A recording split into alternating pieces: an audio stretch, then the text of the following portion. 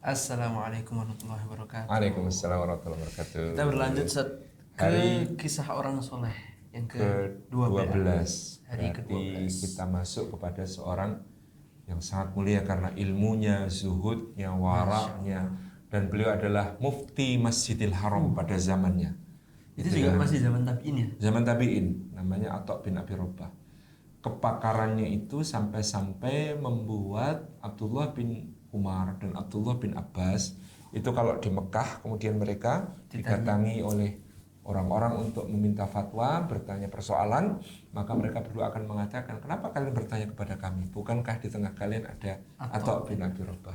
Ini menunjukkan kemuliaan dan ketinggian ilmu Atha bin Abi Rabah yang bahkan ya waktu itu direkomendasikan oleh dua ulamanya sahabat ya, Abdullah bin Umar dan Abdullah bin Abbas. Ini sampai-sampai merekomendasikan Atha bin Abi Rabah sebagai seorang mufti di Masjidil Haram. Demikian pula beliau ini seorang maula, ya, budak berkulit hitam, dikatakan berhidung pesek, kemudian rambutnya keriting dan suka memakai jubah penutup kepala, sehingga sampai dikatakan beliau itu kalau duduk kayak gagak hitam, gitu ya. Oh iya, kebayang ngerinya. Iya, mungkin orang takut atau orang kemudian segan atau orang kemudian memandang rendah. Tetapi beliau mendapatkan kemuliaan yang luar biasa karena ketekunannya untuk mencari ilmu. Salah satu guru utamanya adalah Abdullah bin Abbas. Jadi Atha ini banyak mengambil ilmu dari Abdullah bin Abbas, juga dari banyak sahabat yang lain yang dia berkelana dari Mekah menuju ke Madinah, ke Taif ya, ke negeri Syam, ke berbagai penjuru dunia Islam untuk menemui para sahabat sehingga bisa belajar ilmu dari mereka. Maka dikatakan Atha itu memiliki ilmu yang rinci. Kalau menjelaskan persoalan itu tidak pernah ada yang ketinggalan, selalu detail. Beliau itu kalau menjelaskan satu persoalan dan melaksanakan satu hal di dalam satu bentuk peribadahan itu sangat-sangat rinci. Itu diceritakan bahkan oleh Imam Abu Hanifah. Imam Abu Hanifah, ini kita loncat ya ke masa depan ketika Imam Abu Hanifah itu berhaji. Ketika Imam Abu Hanifah berhaji, maka dia selesai mau tahalul, mau cukur. Ketika datang kepada tukang cukur, maka tukang cukurnya ditanya oleh Imam Abu Hanifah, saya mau tahalul cukur, berapa biayanya? Duduklah wahai hamba Allah, sesungguhnya mencukur orang yang tahalul tidaklah ditentukan biayanya. Ketika Imam Abu Hanifah duduk, maka orang itu, tukang cukurnya negur, kenapa kamu duduk hadap situ? Loh, kemana? Hadap kiblat. Nah, kemudian dia hadap kiblat ketika duduk. Ketika kemudian dia melengkan kepalanya, itu dia kiri dulu yang diulurkan kepada tukang cukurnya. Celaka kamu hamba Allah, kanan dulu. Terus kanan dulu. Terus ketika mulai dicukur, Imam Abu Hanifah kan diem aja, ditegur lagi sama tukang cukurnya. Kenapa kamu diem? Kenapa kamu diem? Apa yang harus kubaca? Talbiyah. Labbaik Allah, labbaik. Terus kanan, terus kiri, terus selesai, terus dia mau mengeluarkan uang, mau bayar. Ketika dibayar, diterima terus, hei mau kemana ya Allah? Sudah selesai, sholat dulu 2 rakaat, sunnah itu. Terus 2 rakaat. Ini banyak tukang cukur ya? Doa cukur, ngajari Imam Abu Hanifah. Terus selesai sholat 2 rakaat, Imam Abu Hanifah tanya, Anda dapat tata cara manasik dalam cukur ini dari siapa? Kata tukang cukurnya, aku melihat Atha bin Abi Rabah melakukan itu, maka semua orang yang cukur kesini ku ajari itu. Itu padahal jaraknya jauh. Jaraknya jauh, jadi ya tukang cukur itu masih ketemu Atha.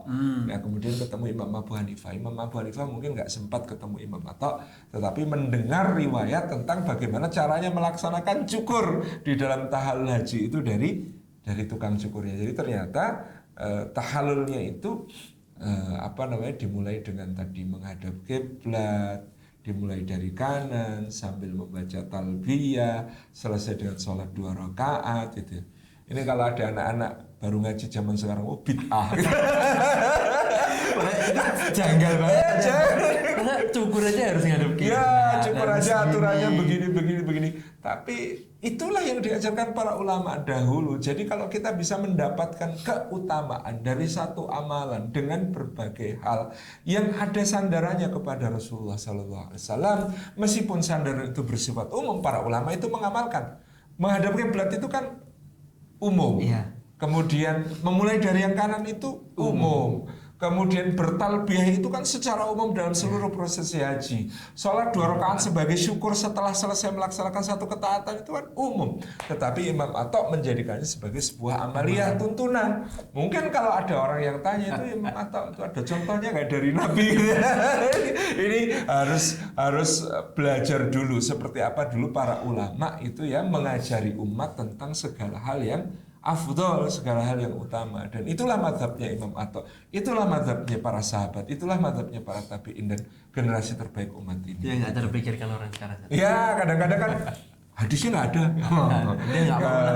nggak ada contohnya dari Nabi ya. Kalau para ulama sudah memberikan sebuah pemahaman Pasti kepada kita, itu jalurnya. pasti ada pemahaman yang kita tahu mereka punya hujjah, mereka punya dalil, mereka punya alasan bahwa istimbat mereka terhadap hukum tersebut itu ya dalilnya tidak terpikirkan oleh kita ya karena kita bukan ulama gitu ya.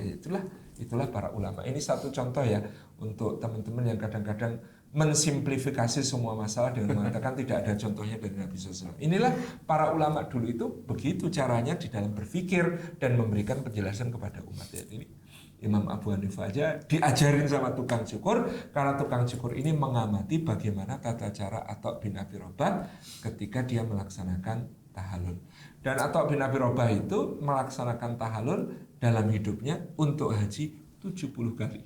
Sepanjang hidupnya beliau itu melaksanakan haji 70 kali wukuf di Arafah. Jadi tidak diragukan lagi gitu ya sebagai seorang alimul alamah. Karena ya beliau tinggal di Mekah, ya apa halangannya gitu. Ada mungkin yang protes, wah Ustaz itu tidak memberi kesempatan yang lain. Zaman dulu belum ada kuota. Zaman Dan dulu itu mungkin nggak menutup kemungkinan nggak cuma tukang cukur yang waktu ditemuin Imam Abu Hanifah. Iya, banyak lain. ulama lain itu juga melaksanakan haji berkali-kali. Ketika memang memudahkan atau dimudahkan kesempatan itu, kenapa tidak? Allah yarham Kiai Haji Maimun Zubair termasuk yang demikian ya. Beliau kalau bisa berangkat ya tetap berangkat visa apapun beliau kerso itu karena memang ulama-ulama yang punya iltizam untuk bisa melaksanakan haji tiap tahun dan itu kalau memang ada jalannya dan tidak mendolimi orang lain tidak ada masalah gitu. Itu satu sisi gitu ya. Nah, Imam Atta bin Abi Rabah ini juga seorang yang kemudian ya karena ilmunya yang sangat dalam ya itu pernah di masa Sulaiman bin Abdul Malik. Sulaiman ini kan ya khalifah yang agung ya. Pada masa kekuasaan Sulaiman bin Abdul Malik itu teritori Islam itu luasnya mencapai puncak luar biasa dan ekspansinya sangat dahsyat. Nanti kan Umar bin Abdul Aziz itu kan tidak menambah luas, tidak menambah luas ekspansi. Maka di masanya Sulaiman ini kemakmuran juga luar biasa dahsyat di seluruh dunia Islam.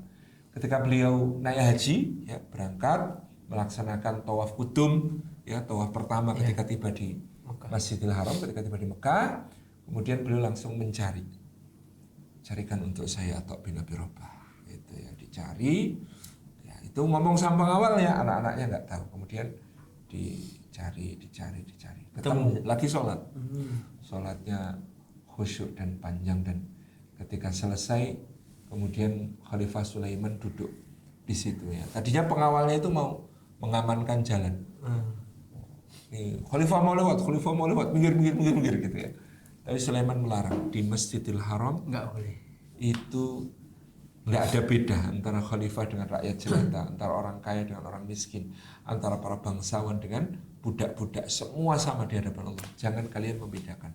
Akhirnya dia menghadap Atta sebagai orang biasa, duduk di depan Atta. Kemudian menanyakan berbagai macam persoalan dan tadi Atta itu kalau jawab rinci sehingga mau tanya apa lagi ya kita bingung sendiri mau tanya apa lagi ya sudah semua dijelaskan ya, beliau tanya detail tentang manasik apa yang harus dilakukan setelah tawaf kudum, kemudian manakah haji yang lebih utama, apakah ifrad qiran atau tamattu, tata caranya masing-masing bagaimana, kemudian nanti kalau saya tamattu bayar damnya gimana gitu ya, kemudian apa yang harus dilakukan. Ya tadi mungkin diajari detail. Ketika tawaf apa yang harus dilakukan, ketika sa'i apa yang harus dilakukan, ketika wukuf apa yang harus dilakukan, ketika melempar jumrah apa yang harus dilakukan, ketika tahallul apa yang harus dilakukan. Itu semuanya detail sekali kalau Imam Atta. Nah, sudah itu kemudian khalifah melaksanakan manasik, ya, para pembantu khalifah mengumumkan sepanjang musim haji ini di Masjidil Haram dan di kota Mekah dilarang berfatwa kecuali Atta bin Abi Rabah. Kalau Atta bin Abi Rabah sedang absen, maka yang boleh berfatwa hanya Abdullah bin Abi Nujih, ya, salah satu ulama Masjidil Haram juga. Jadi ini mengokohkan kedudukan Atta bin Abi Rabah sebagai imamnya Masjidil Haram, sebagai muftinya kota Mekah pada saat itu. Sehingga sejak saat itu tidak ada ya ulama Mekah semuanya segan kepada Atta. Ya, karena memang Imam Atta bin Abi Rabah ini luar biasa di dalam penguasaan ilmu, dan juga ilmunya beliau sangat berkah, bermanfaat untuk umat. Termasuk Imam Atta itu punya pendapat yang sangat visioner. Apa ya? Di zamannya dan bahkan 13 abad setelahnya, pendapat Imam Atta itu disebut syadz, gharib, ganjil, aneh. Karena Imam Atta berpendapat melempar jumrah itu kan jumrah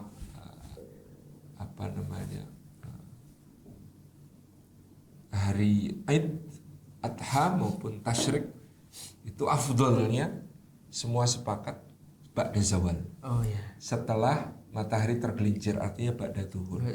Waktu melempar jumrah yang dilakukan Rasulullah, yang dilakukan Abu Bakar, yang dilakukan Umar, yang dilakukan Utsman, yang dilakukan Ali, itu pasti ba'da zawal, setelah zuhur. Tapi kalau Imam Atta mengatakan sebenarnya sejak subuh sudah afdol.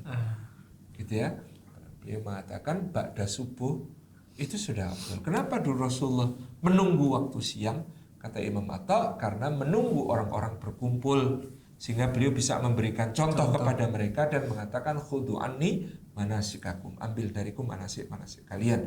Padahal yang namanya waktu melempar jumrah, kata beliau, itu afdol bahkan sejak ba'da subuh.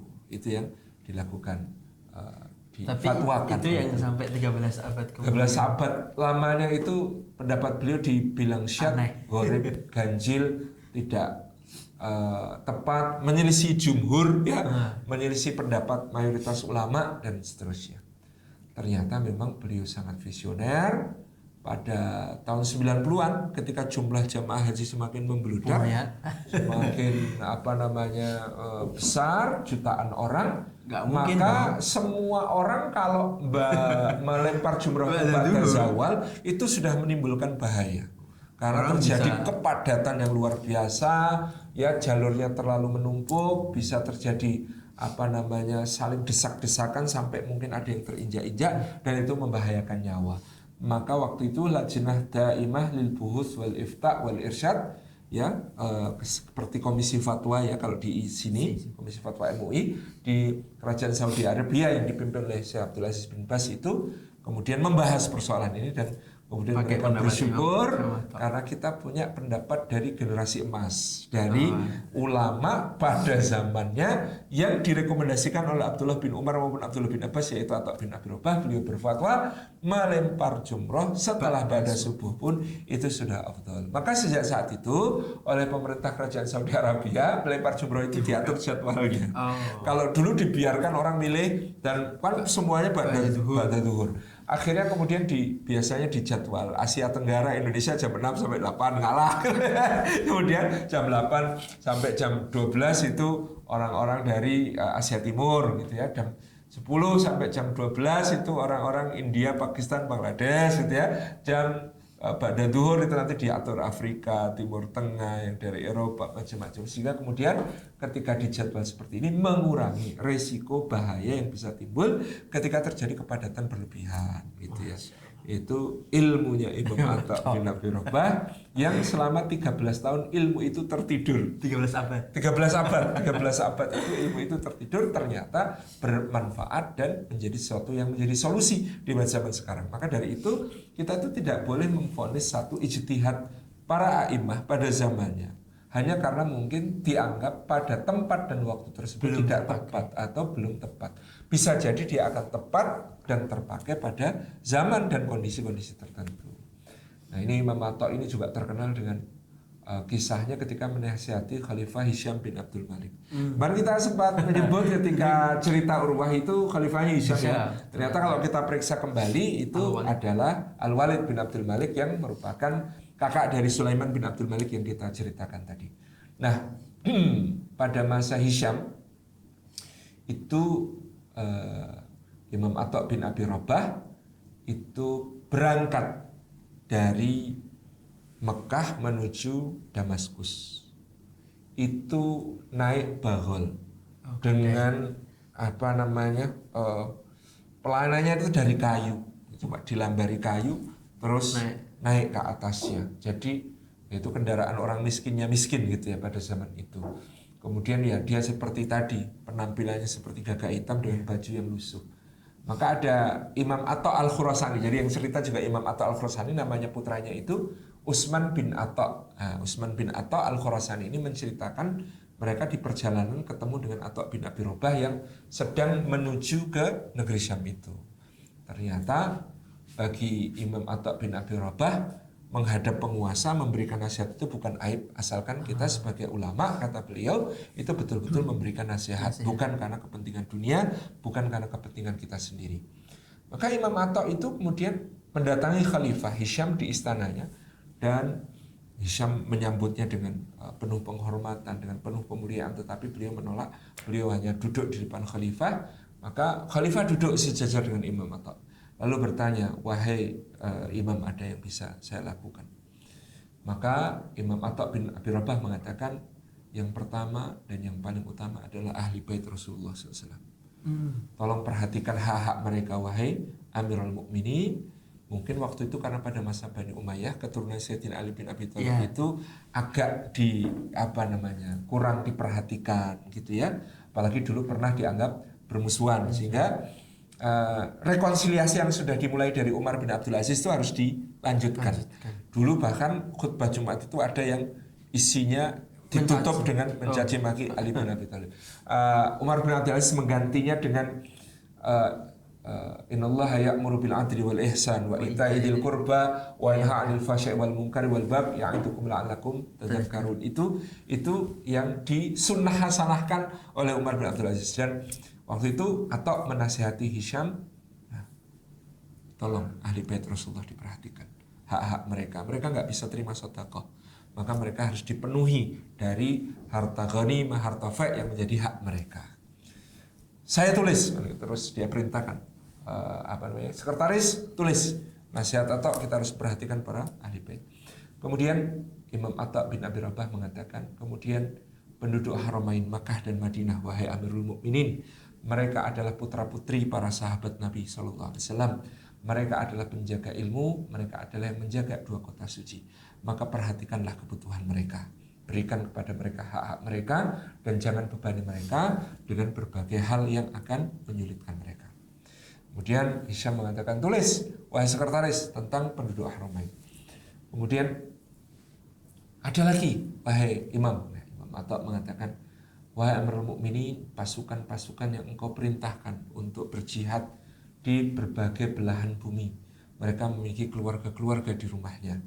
Maka jadikanlah keluarga-keluarga mereka terjamin karena keluarganya sedang berjihad, dan penuhilah kebutuhan mereka, perhatikanlah anak-anak mereka dan pendidikannya. Tulis, wahai sekretaris, gitu ya. Ada lagi, wahai Imam. Imam Atha mengatakan, para ahlu timmah, wahai Amirul Mukminin, mereka para ahlu timmah adalah orang-orang yang terikat perjanjian dengan Allah dan Rasulnya. Rasulullah SAW menjadi penjamin mereka, pembela mereka. Kalau mereka didolimi, maka siapa yang mendolimi mereka akan berhadapan dengan Rasulullah SAW di hari kiamat.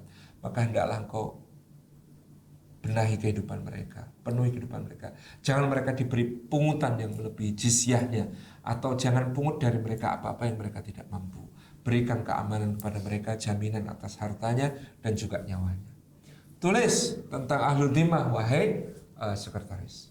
Terus apa lagi, wahai Imam? Ya, sampai Imam Atta memberikan nasihatnya. Selesai, yang terakhir, wahai Amirul Mukminin, ittaqillah, bertakwalah kepada Allah. Karena engkau akan berdiri di hadapan Allah sendirian dengan menanggung urusan semua kaum muslimin. Semua akan ditanyakan kepadamu dan engkau akan dimintai pertanggungjawaban. Dengar nasihat itu, Hisham langsung nangis terseduh-seduh.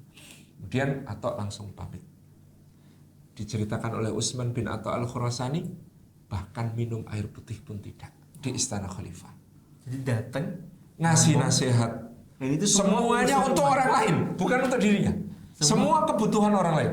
Kebutuhan ahli bait, kebutuhan penduduk Mekah Medina, kebutuhan para ahlu dhimmah, kebutuhan pasukan-pasukan yang berperang fi sabilillah dan sebagainya. Gak ada satupun tentang beliau. Dan bahkan di istana khalifah, jangankan dijamu, makan, minum dan sebagainya, minum air putih pun tidak, minum seteguk air putih pun tidak. Maka saat itu Hisham segera memerintahkan agar anak buahnya menyusul Atta dengan memberikan hadiah berupa emas, dinar emas yang sangat banyak. Atta menolak dan kembali ke Mekah. Dia datang dengan bagalnya dan membawa air di dalam gerbah, pulang juga cuma seperti itu. Bekalnya cuma itu. Pulang pergi dari negeri Syam sampai ke kota Mekah. Ini kemuliaan ulama zaman itu ya.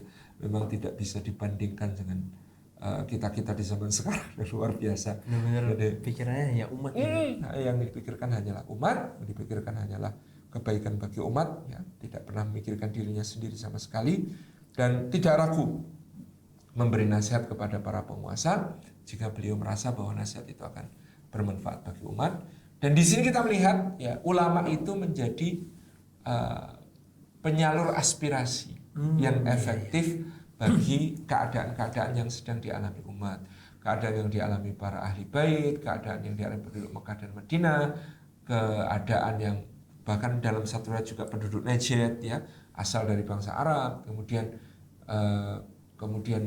penduduk yang ahlu dhimmah, sampai kemudian orang-orang yang berjihad fisabilillah, semuanya itu ya diperhatikan dengan sangat detail oleh Atta bin Abi Rabah dan dilaporkan kepada khalifah, dimintakan untuk dipenuhi hak-hak mereka, dimintakan untuk jangan sampai mereka tertolimi. Itu contoh bagi, ya, para ulama ataupun tokoh-tokoh umat di masa kini untuk habis-habisan di dalam memberikan, ya, saluran aspirasi untuk disampaikan kepada para penguasa. Iya.